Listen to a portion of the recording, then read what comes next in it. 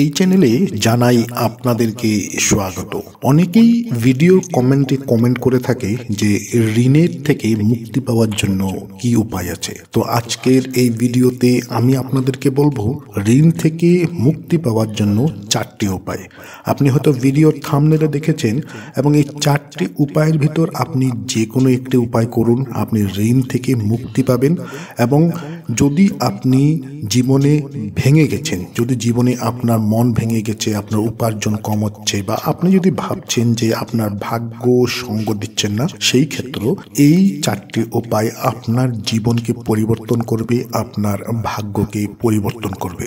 তো নমস্কার বন্ধুরা, যারা আজকে এই চ্যানেলে নতুন রয়েছেন চ্যানেলটিকে সাবস্ক্রাইব করে দিন এবং পাশে দেওয়া বেল বাটনটিকে অবশ্যই ক্লিক করুন এবং এই ভিডিওটিকে একটি লাইক এবং একটি শেয়ার অবশ্যই করে দিন, যাতে ভিডিওটি অন্যেরা দেখেও উপকৃত হতে পারে। তো আজকের ভিডিওতে আমি আপনাদেরকে বলবো যে গৌমাতা অর্থাৎ গরুকে আপনি খেতে দিন এই জিনিস গরুকে খেতে দিলে আপনি ঋণ থেকে মুক্তি পাবেন, রাহু কেতুর খারাপ প্রভাব থেকে আপনি বাঁচবেন, আপনার মনের ইচ্ছা পূর্ণ হবে এবং তার সঙ্গে আপনার দরিদ্রতা শেষ হবে, আপনার ভাগ্য উন্নতি হবে। কথা হচ্ছে যে গৌমাতাকেই কেন খেতে দিতে হয়, অন্য পশুকে কেন খেতে দিতে পারি না। গৌমাতাকে এই জন্য খেতে দিতে হয়, আমাদের সনাতন ধর্মে গৌমাতাকে লক্ষ্মীর রূপ বলে বলা হয় এবং গরু যে রয়েছে, যে গৌমাতা রয়েছে, গৌমাতা শরীরের এক একটি অঙ্গে এক একটি দেবী দেবতার নিবাস স্থান। অর্থাৎ গৌমাতা সকল দেবী দেবতার কষ্টকে নিজের শরীরে ধারণ করেছে। তাই গৌমাতাকে সেবা করা মানে আপনি সকল দেবী দেবতাকে সেবা করার সমান হয়ে থাকে। বলা হয় যে গৌমাতাকে যে ব্যক্তি সেবা করে থাকে সে এতটাই পুণ্য অর্জন করে থাকে যে সেই ব্যক্তির জীবনে সকল বাধা বিপত্তির থেকে সে মুক্তি লাভ করে থাকে। তো এখন উপায়গুলিকে জানবো। সর্বপ্রথম হচ্ছে, যদি আপনি অনেক ঋণী হয়ে আছেন, আপনি ঋণ পরিশোধ করতে পারছেন না, আপনার আর কোনো রাস্তা নেই, সেই ক্ষেত্রে আপনি গৌমাতাকে সবুজ ঘাস খেতে দিবেন। সবুজ ঘাস খেতে দিবেন, কিন্তু তার একটি কথা রয়েছে, আপনাকে 21 দিন আপনি এই কাজটি আপনাকে করতে হবে এবং শুক্রবার থেকে এই কাজটি শুরু করে আপনি 21 দিন অবধি গৌমাতাকে আপনি সবুজ ঘাস খেতে দিন, আপনি ঋণ থেকে মুক্তি পাবেন।